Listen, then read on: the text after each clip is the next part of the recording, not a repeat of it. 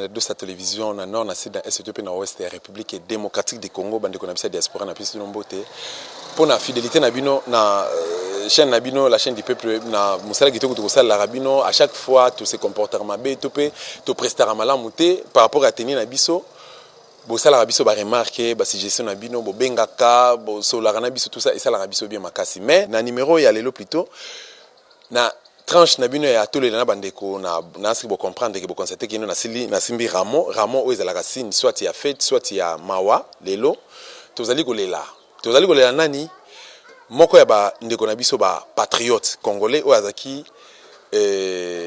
major na armée ya Mobutu topé na force armée zaïroise lelo akufi na pété ya colonel kombo na nani papa colonel Joseph Bamungba oyo abeli uta tamulai suite ya maladie ya tamulai oyo etungisaki nzoto na ye boyebi ke moko nzoto pe sengaka au travail suka nango mono fanda bonzoto pe excédé mais ce qui vraiment mboka ezaki na organisation malamu mbongo oyo ezali nkite ezali na mboka na biso moto a servir mboka oyo uta bata ebele jeunesse na ya pesa ki yango pona mboka oyo azalaka soldat ya DSP azalaki soldat na kati ya division spéciale présidentielle na force armée zaïroise afdel ekoti et après ba kokoso yaki tout ça ba ko récupérer bango après ba séance idéologique que ça maki na ngambo kuna ya kitona et na idéologie ya musée Laurent Désiré Kabila o memela biso pouvoir ya occupation ayaki ko intégrer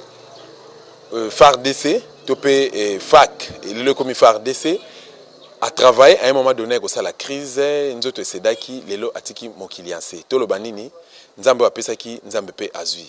Merci na libota mobimba oyo to constater que no kimi ezali makasi malgré ba interprétation malgré ba incertitude malgré ba pression to ba témoignage ya ndenge na ndenge ya mabe comme ya malamu mais to moni ke bazali vraiment soudé famille ezali soudé bana bazali soudé maman ezali soudé bien que choc eza makasi to invité pe bandeko nyonso oyo bayebaki papa oyo Joseph Bamungwa bazokolela ye ensemble na kati ya motema pe na kati ya bolingo bo constater que toza na résidence familiale esika puis to kuti bandeko déjà baza se préparer pour na kobima okena na morgue kozwa nzoto ya papa esika ezali na morgue ya kankokolo pe ko exposer yango esika bakolela ye esika bako exposer yango lelo na paroisse Saint-Corneille na terre ya Kamba Dading do na kati ya Kamba Dading bakolela papa colonel Joseph Bamungwa molimo na eba na kopema na kimia bongo liwa ya papa oyo eba na enseigner ba oyo batikali na bomoi toye bako défendre ba droit na biso to ba défendre ba valeur lolenge papa bundaki pona ba intérêt ya mboka na biso Congo démocratique azalaki soldat ya division spéciale présidentielle lors ya deuxième république na maréchal Mobutu Sese Koko Ngbendu wazabanga lelo après réintégration na kati ya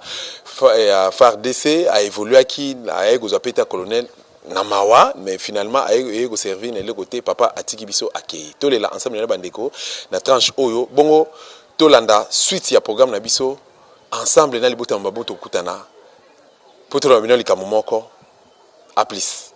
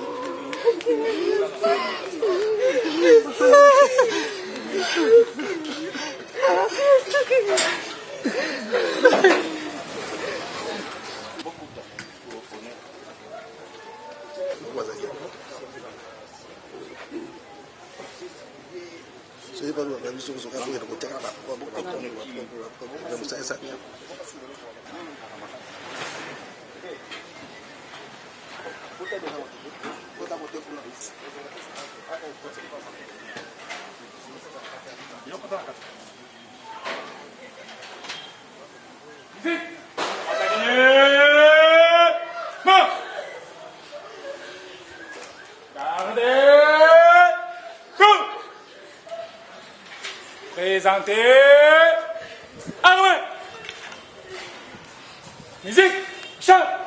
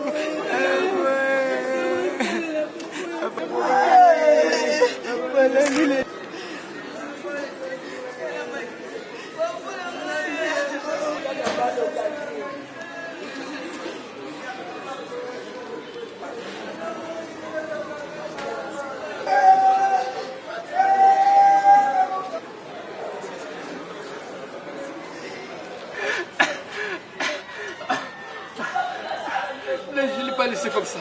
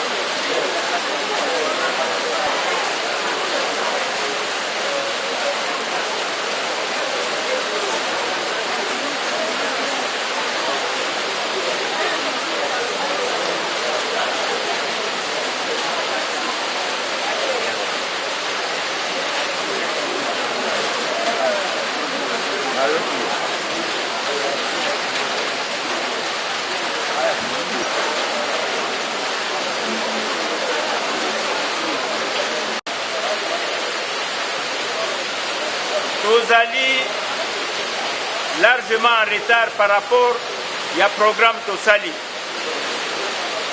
Donc, Sikawa, l'étape qui est prévue pour Salangouma Mbangu jusqu'à 12 heures dans 30 minutes, mais c'est fait Banda. Donc nous avons 30 minutes. Alors, et à la témoignage, et à la mot à famille, les mots des enfants, Baz elle a déjà prêt, les enfants ils sont là. Oh là là, bon. Baz elle a déjà prêt, vous avez 3-4 minutes pour qu'à midi pile, tout bandames et puis tout que nanay. Alors,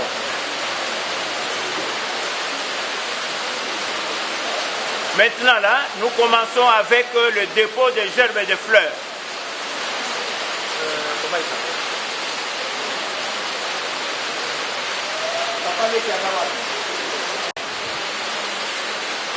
Puis après tu vas dire mais voilà les programmes à 3 étapes, s'il vous plaît.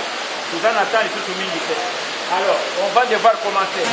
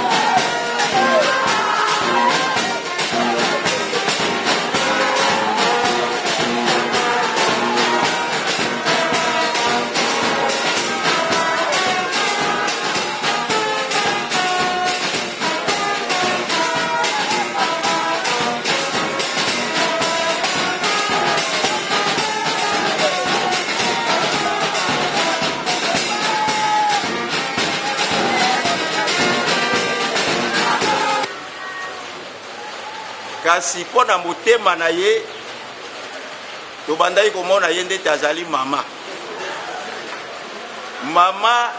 pona bolingo bonene oyo azalaki na yango na kati na libota na biso azalaki motema ya bolingo kosalisa biso libota na makambo maso. Colonel Bamungwa azalaki na motema bosawa. Motema bosawa ezali koloba motema ya komikitisa. Ata kwa azalaki mokonzi wa basoda pe biso tozalaki baleki baye azalaki komitika na biso poke ayoka makambo maso biso tozalaki koya epa na ye pona koluka solution.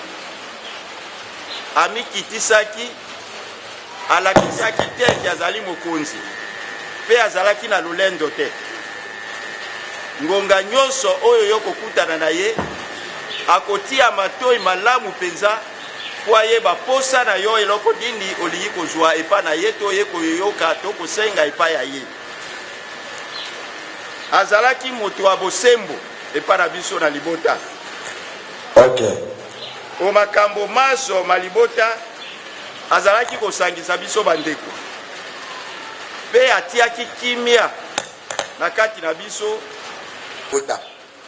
Pona moto ya nali pongi lelo tozali kobenga liwa. Azalaki na motema ya koyamba biso bandeko baye soki okomi na ndako na ye to na musala akoyamba yo na esengo nyonso akotia yo na position te meme ozalaki na likambo ya makasi omona te likambo na yo lokola okutani na ye ezwi solution. Soki totango mosusu ozalaki na bokono akoencourager yo pona kolakisa yo te zala toujours na elikia te ozwi libiki lokola okutani na ngai. Soki ezali likambo ya keo luka lisalisi colonel azalaki kusala biso nyonso. Ata soki azalaki na makoki akopesa nyonso yo olingi te me oyo yo kokutana na ye na yango okozwa. Pe biso asalisi biso na ba niveau nyonso ezala na ba classe na biso abalisi akotisi ba mosusu misala atindi ba mosusu na poto sepo na bolingo bwaye azalaki na bango epa biso na libota. Colonel azalaki na motema mawa meme ya koleka bana basi na ndenge te na makambo mabiso malibota. Soki tokufeli moto to soki ozali malade tango Colonel Bamungwa akokoma soki ezali liwa akolela na mai na miso koleka basi pe okondima teke azali soda oyo akangaka motema ata moni moto na tango ya pasi. Soki ezalaki malade akomitia na place na yo pona koluka solution ndenge nini okoki kobika. Donc makambo ya colonel ezalaki ya mwa malamu oyo ya koleka te na libota tozali koyeba te soki tokozwa lisusu moto ya ndenge wana po azalaki motu boko ya écoute. Pour les gerbes de fleurs, pour les gerbes de fleurs peuvent le faire en attendant.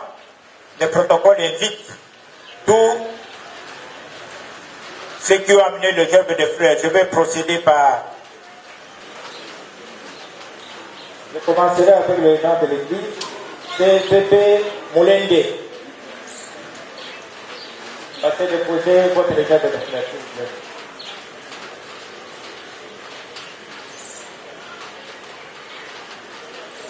Vous êtes là?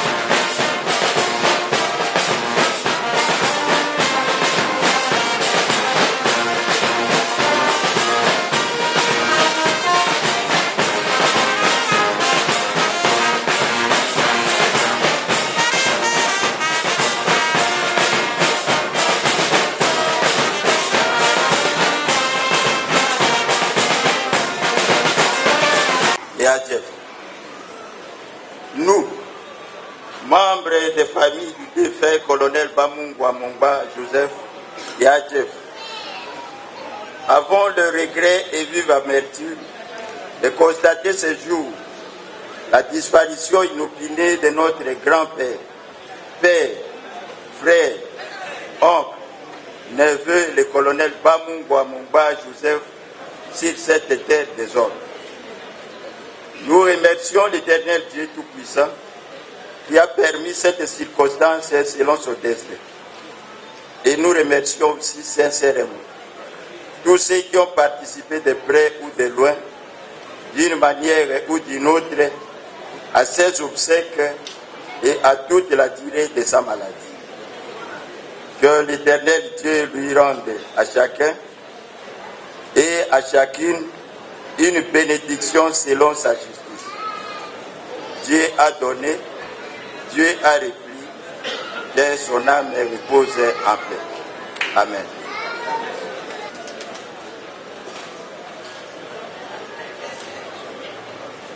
À présent, nous passons au mot des enfants. Je vois le dossier en train de venir.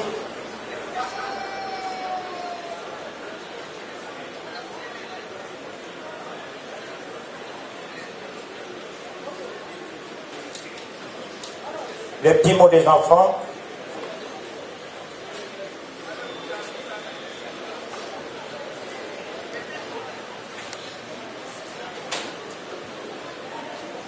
Mes parents, mes tantes, la famille qui sont présents. Je vais quand même dire un petit mot.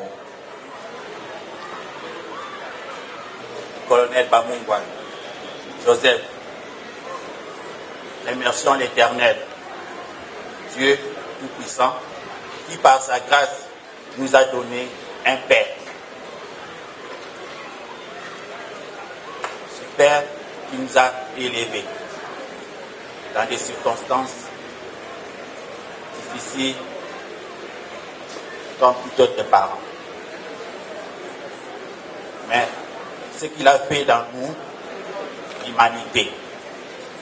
Lorsqu'on parle de l'humanité, on voit quand même qu'il a essayé de rassembler toute la famille. Dans notre maison, on était nombreux. On n'a pas choisi. Il y avait des nièces, des neveux, des cousines, des tantes, des oncles, que ce soit de côté maman, que ce soit de côté papa. Donc on était vraiment tous réunis. Papa nous a laissés. C'est triste, mais c'est comme ça la vie.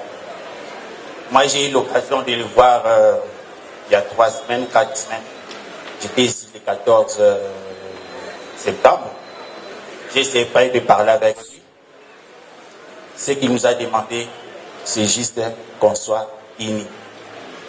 Qu'on reste unis et qu'on soit soudés. C'est un père qui nous a aimés. Il nous a laissé autant d'enfants. Il y a des petits-enfants. Donc, comme moi, je viens de la France, avec mon frère, Jossal. Donc, parmi les petits-enfants qui sont de l'Europe, il n'y a que lui qui est venu représenter tous les autres enfants. Notre papa nous a aimés avec sa femme, notre maman. Elle s'appelle Gabrielle Okon. C'est une mère qui a fait tout aussi pour que ses enfants soient à l'extérieur du Congo. Et voilà qu'aujourd'hui, il y en a beaucoup qui sont aux États-Unis, en France. Je remercie notre maman pour tout ce qu'elle a fait pour nous. C'est une mère qui s'est battue pour nous, pour qu'on soit à l'extérieur. En plus, notre maman nous a parlé beaucoup de choses. Avec la famille, on aura l'occasion d'en parler. Donc, on ne peut pas tout parler ici, mais ceux qui auront besoin, on restera en huis clos et on parlera. Donc, nous sommes une famille unie. Il y a des enfants, des petits-enfants. et d'autres. Je remercie toute la famille, je remercie tous les invités, il y a eu des invités. Je vois encore que il y a beaucoup de gens qui sont venus aussi de l'Équateur, dans d'autres communes aussi. Ils ont passé la nuit ici depuis le 14, il est décédé. On a passé des nuits, on a dormi par terre. Et aujourd'hui, c'est la fin. Bientôt, il y aura la messe. Puis, la route, c'est vers Béteke où on va aller les déposer.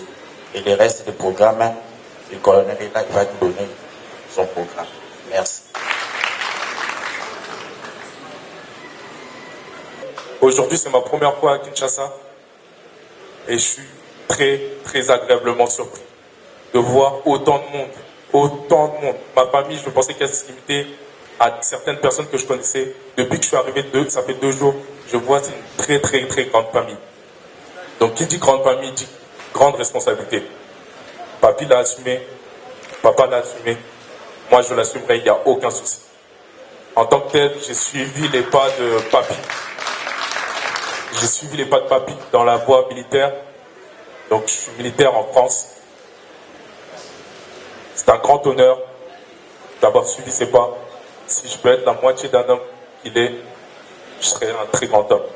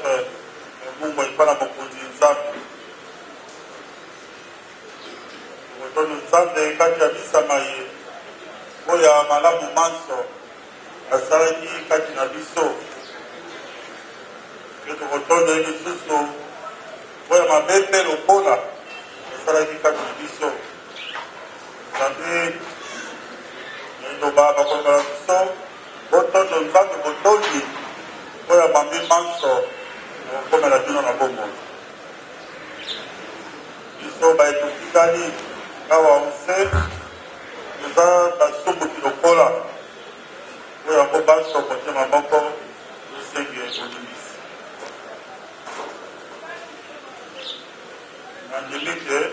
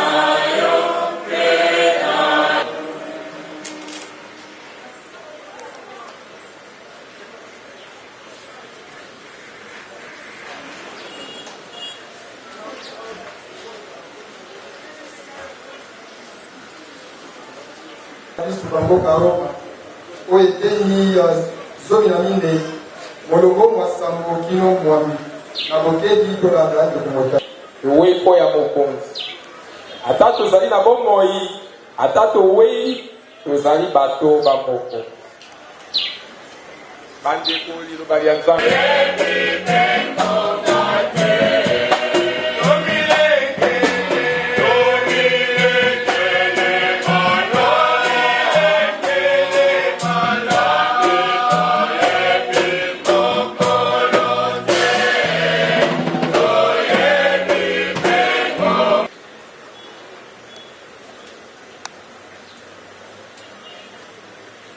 mokonzi azala na bino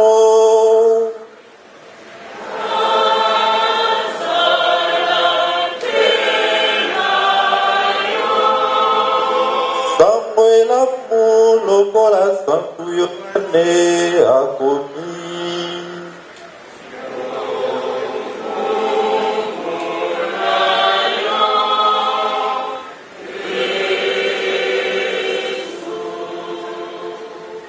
eteni ya zomi na minei molongo mwayambo te mwa misato. Évangile de Jésus le Christ selon Saint Jean au 14e chapitre des 3 premiers versets. Tokoki kovanda. Bozala mitema likolo te, boyamba Nzambe, boyamba pe ngai. Ondambo ya tata wa ngai bisika bizali mingi nakokende kobongisela bino esika soko ezalaki bongo te mbele nayebisi bino te kasi soko nakei mpe nabongiseli bino esika nakoya lisusu mpe nakokamata bino omboka ngai na ntina te bino mpe bozala esika ngai nazali. Lokumu na yo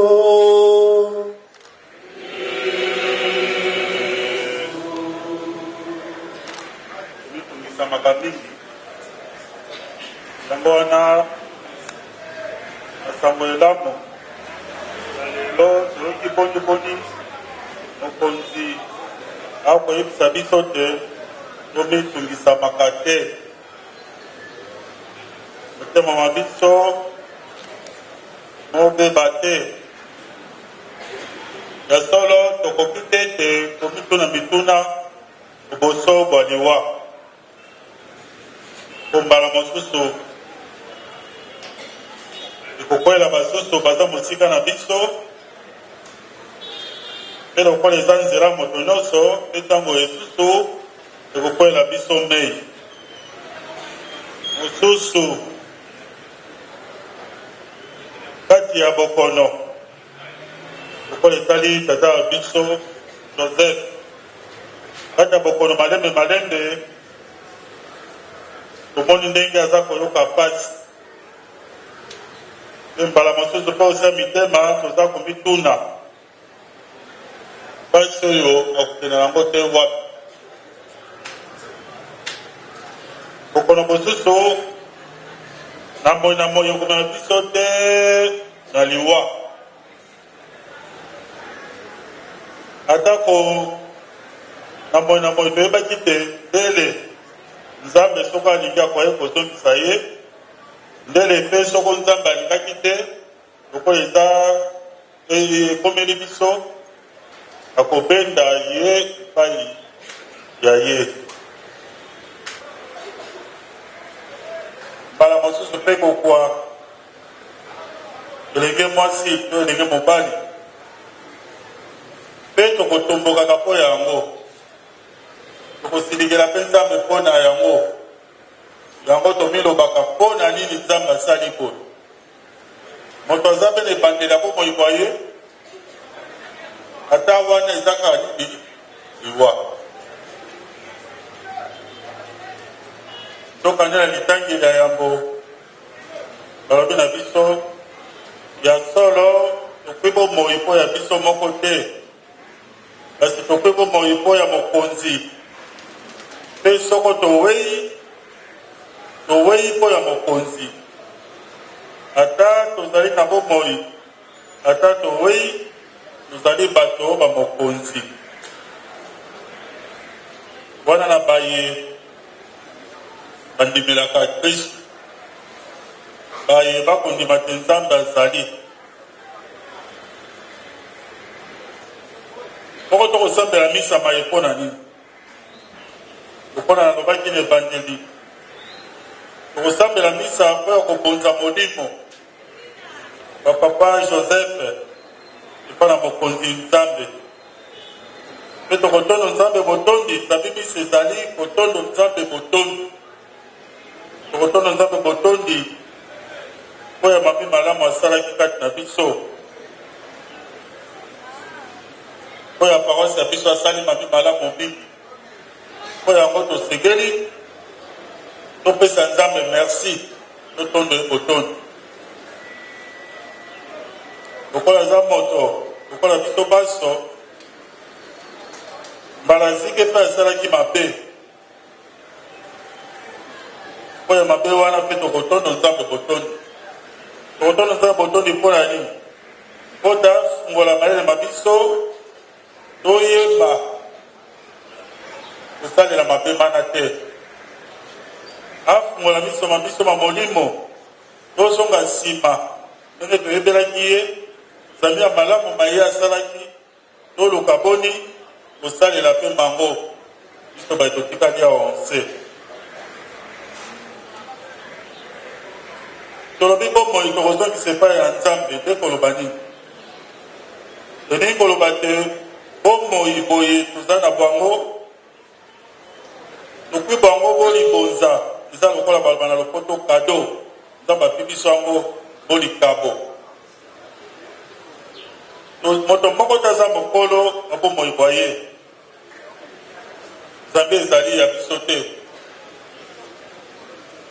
tozali nde bayangeli bwa bomoi mpo nzambe apesi biso to tokoyangela yango malamu to mpe tokoyangela yango mabe tokoyangela yango malamu soko twakobunda etumba kati na losambo ya kosalela liloba ya nzambe tokoyangela yango mabe soko toboyi nzambe na bomoi bwa biso mpe tokomi kosalela mambima molili wana nde tokoyangela bomoi bwa biso malamu te tosengeli koyeba baso ezala baye bandimaka te nzambe azali na baye bandimaka te te nzambe azali tosengeli koyeba te nkolo wa bomoi bwa biso ezali ye nzambe ata soko lelo ngambo ya bandeko ba biso mindele kuna bakoluka kobongolo makambo bakoluka bana baya na mokili bazanga tata soka toyebi malamu nini yango epesaka soko mwana ye na mokili aza na tata te soko mama abuli etumba te nzambe asali te te nini ekomelaka mingi bana oyo ya biso wana tolokola nzambe aza nkolo ya bomoi yango wana tolobaka na mowei mpe basusu batiaka bankoma na bilamba tokomaka liloba nini bilamba tokomaka adieu mpona koloba nini totombeli ete azonga epai ye awutaki epai ya nani ya nzambe asengeli kozonga epai ya nzambe nde tina tolobaka adieu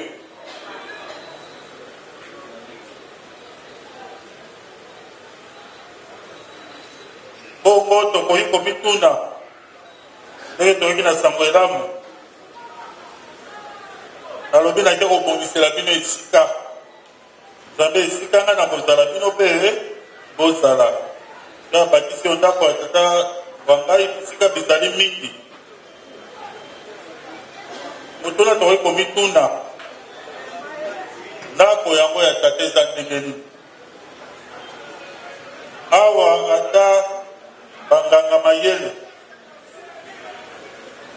bayebakelaka biloko moko te api biso eyano oyo etali ndako ya tata moto api biso eyano mpo yango azali te soka nde biso bakristo toza na libaku lidamu toza na chance zabi toza na eyano nzela boyambi bwa biso tokoki tokaki na buku ya santo polo na bakristo ya mboka ya roma tokoki koloba te mokristo oyo ayambi yesu na bomoi bwa ye awa onse akufaka mpenza te yango na losambo ya eukarisia eyo tokosambela lelo tokoloba boyo ata nzoto ebombaki ye awa onse ekufi bomoi bobongwani nzoto ekufi kasi bomoi bwa ye bobongwani yango nde tosala na losambo ya eukarisia bongo biso baye totikali awa onse tosala boye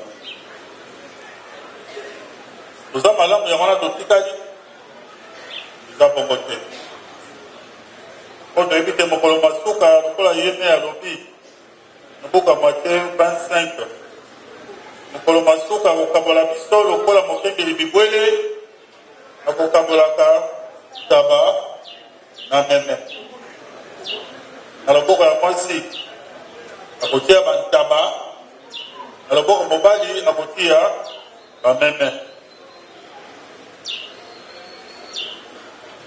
soko okui meme oza kobenda ye lokola ye moko mokonzi ayiki lolengela meme atiaka mobulu te ata soko olingi koboma ye soki meme ati mobulu na bonkoko ba biso bakoloba tika ye eleko na ye koki te kasi ntaba na bontaba bwa ye yango so balobi te yo oza lokola ntaba ya mabe elingi koloba te oza goyigoyi mingi ndako tokoloba na ye ntango wana ntango akoloba na biso nazalaki na pasi oyaki kotala ngai te nazalaki na lopitalo namonaki bino te nazalaki na poloko omonanaki mpe te nazangaki elamba olatisaki ngai elamba te nazalaki na nzala bopesaki ngai bilei te naokaki mposa mai bomelisaki ngai mai te loyebi etangili na lilamu yobanda nazalaki na pasi oyaki kotala ngai te mbala mingi soko bapi biso sango te ndeko na biso moninga wa biso aza kobele nga na bokono mbala mingi tokendaka kotala ye mbala moko te mbala mingi tolobaka na kotala yango nsima nakende komona na ye nsima mpe eloko ekambwisaka mingi so bamemi biso sango te ndeko wana ya biso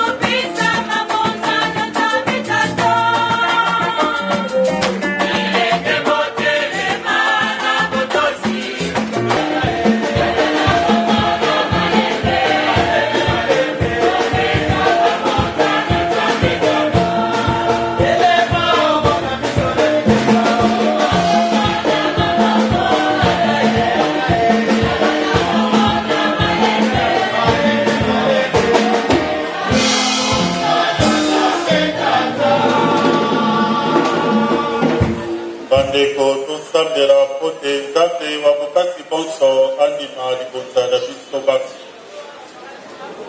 te mwana wa yo abikisi biso na bolingi bonene sikawa akwa bomoi bwa seko mpo ya ngolu ya ye tokondela bongo mpo ya kristu oname mokonzi wa biso bileko biso seko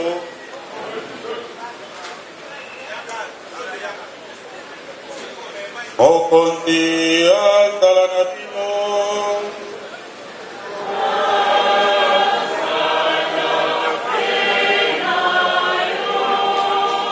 otombola mitema epai ya nzambe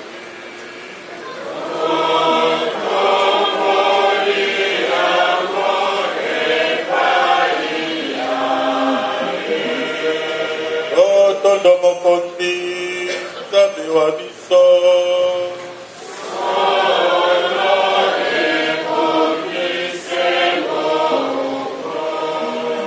solo mokonzi ebongise bongo totondo yo botoni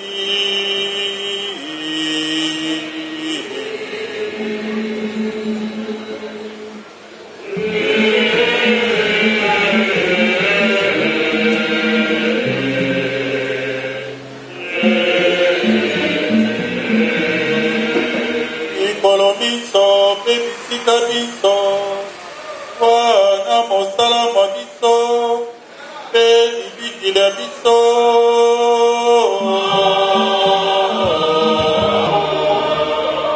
oya bato bayambi yo mokonzi bomoi bokosila te kasi bokokokwana mpe na banganzelo na bangwende mpe na bankumu elongo na mampinga malikolo manso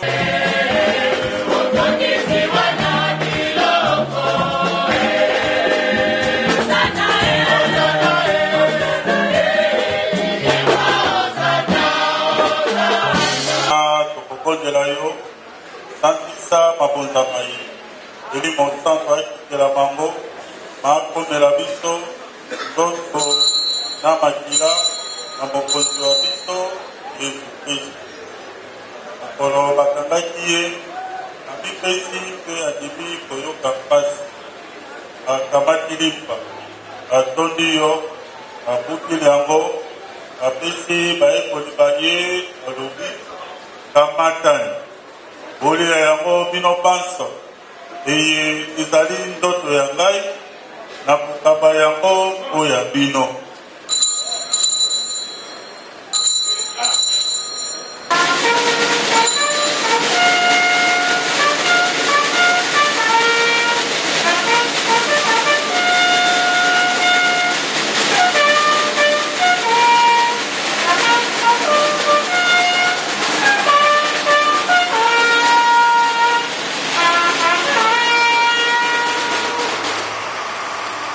esilisi bango kolia bakamati mpe nkeni makila mabondeko basika mpe baseko bakosopana mpo ya bino mpe mpo ya bato banso na ntina te bokwa bolimbisi bwa masumu bosalaka boyo mpo ya kokanisa ngai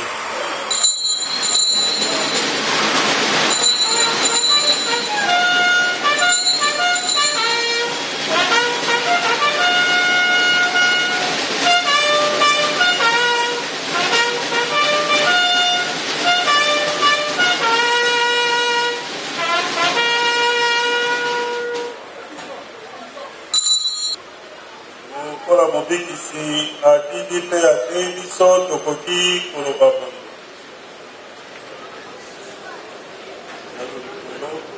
bakobakomisa bandima basala lokola basalaka esa biso lelo bilenge moko libisa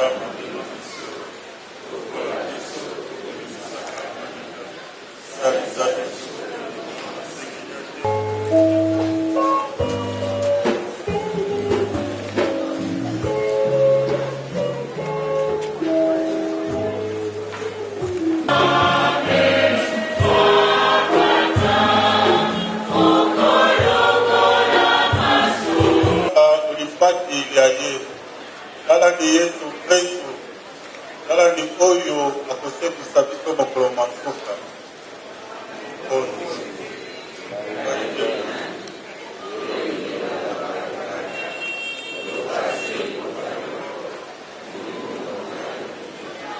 toto na makila makristu libatela biso tilikomo politiki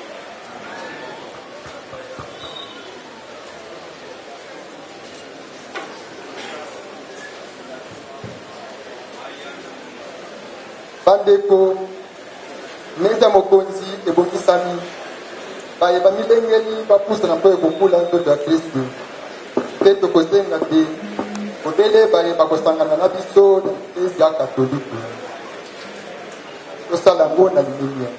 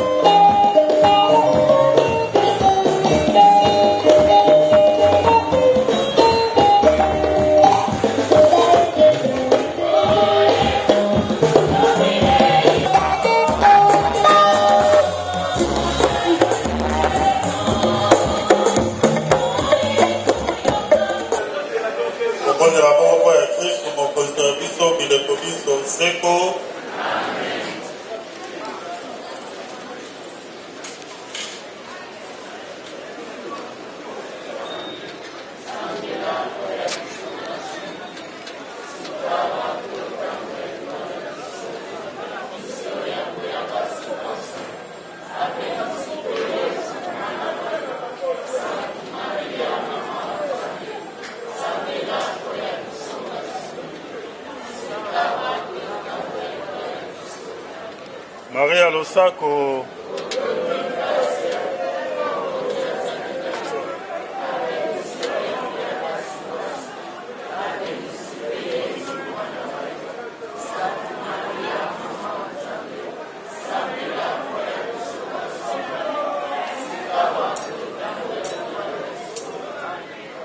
Maria Losako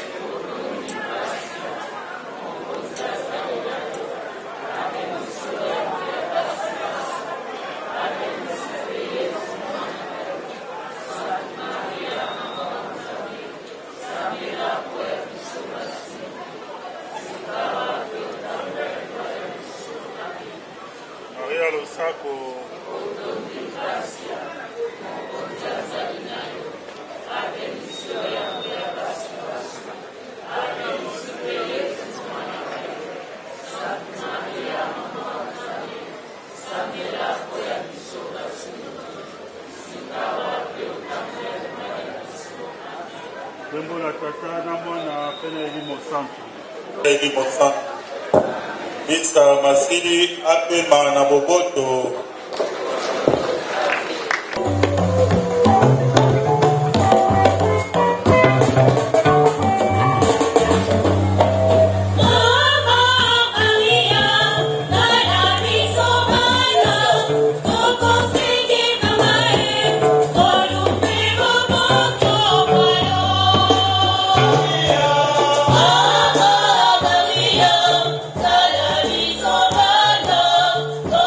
Sende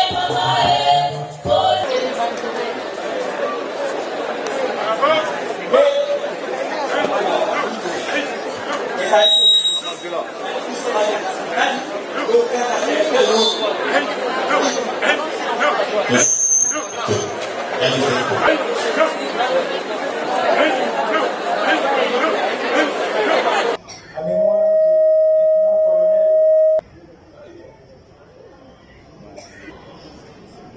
le représentant de toutes les autorités, à vos titres et qualités, tout protocole observé. Messieurs les officiers, Mesdames, Messieurs, le parcours d'un homme sur terre comprend 3 étapes importantes et irréversibles que d'aucuns qualifient de chantier, à savoir la naissance, la vie et la mort. La mort, toujours la mort. La mort qui nous accompagne. Nous voici réunis en ces lieux pour répondre à l'invitation obligatoire de la mort. Une invitation que nous n'avons pas sollicitée ni demandée. Très têtue, elle s'impose toujours. La mort. En effet, nous avons ainsi répondu nombreux à cet appel de la mort pour pleurer, chanter, danser notre papa, notre époux, notre frère, Omba Joseph. Après la naissance et la vie de la début. Mais qui était celui que nous sommes en train de pleurer et de chanter aujourd'hui? Il était né à Lissala le 19 avril 1947. Le lieutenant-colonel Bamungwa Mompia Joseph, fils de Malombo et de Monzemba, tous deux décédés, étaient originaires de Ngombe Boko, village de Boko, territoire de Lissala, province de la Mongala. Il a fait ses études primaires à Lissala Bolongo, les études secondaires à l'Athénée de Lissala, puis à l'IM, l'Institut d'enseignement médical à Bandaka, où il a déposé son diplôme d'infirmier polyvalent en 2. Les études supérieures à l'Institut supérieur technique de Kinshasa, où il obtient son diplôme de premier cycle et les titres de l'administrateur gestionnaire des institutions de santé à Gini en 1980. Il est incorporé à l'armée le 20 octobre 1970 à Kinshasa et passe sa formation militaire de base au centre d'instruction de la Kasapa à Lubumbashi au Katanga.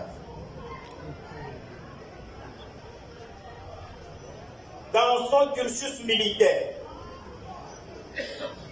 le lieutenant-colonel Bamungwa est de la 19e promotion de l'ESM, École de commandement. Et dans sa carrière militaire, il a successivement assumé les fonctions suivantes. Chef de service au centre de santé Kalufungula en 1980.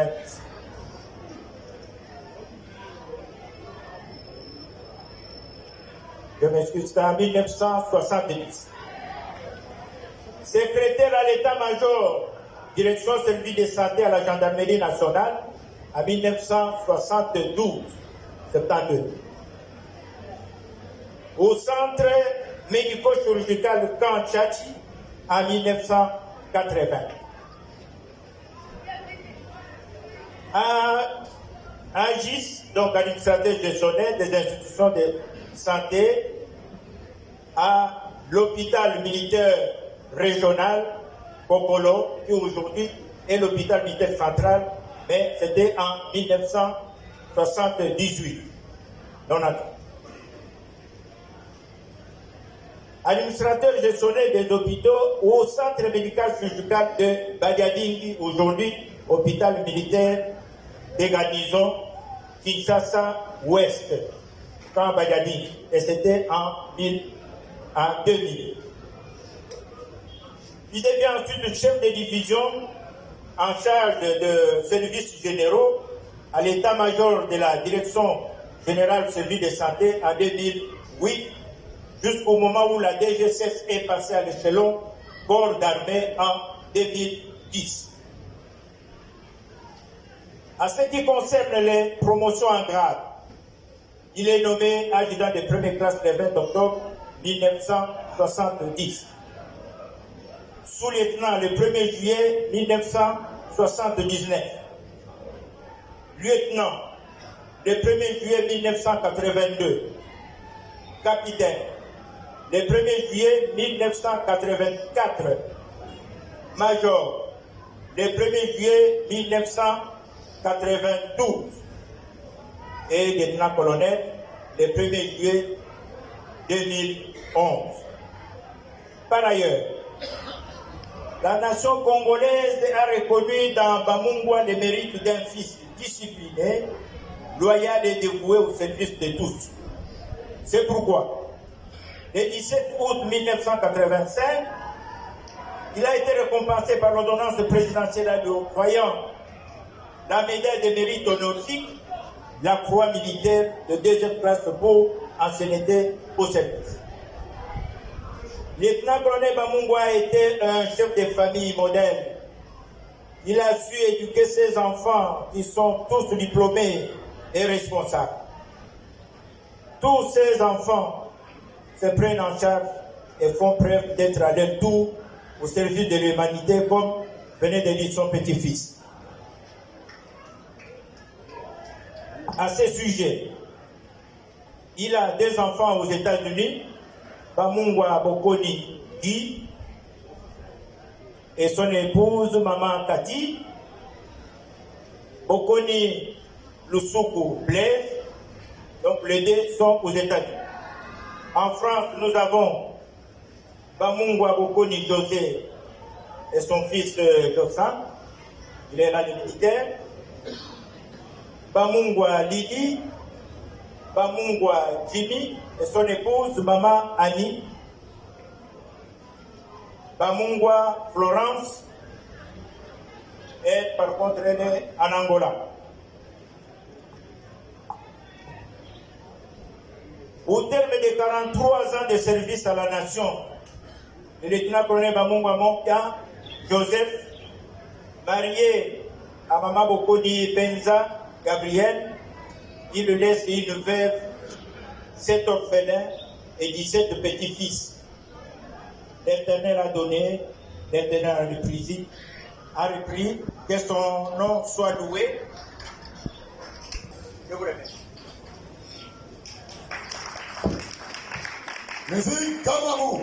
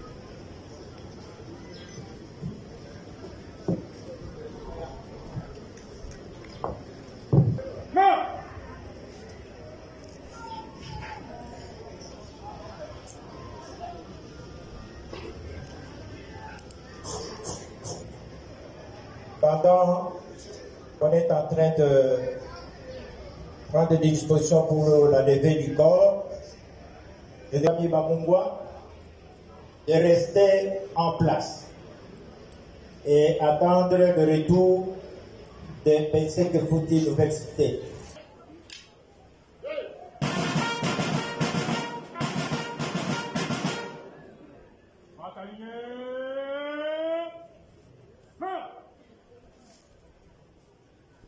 Gardez. Présentez. Armée.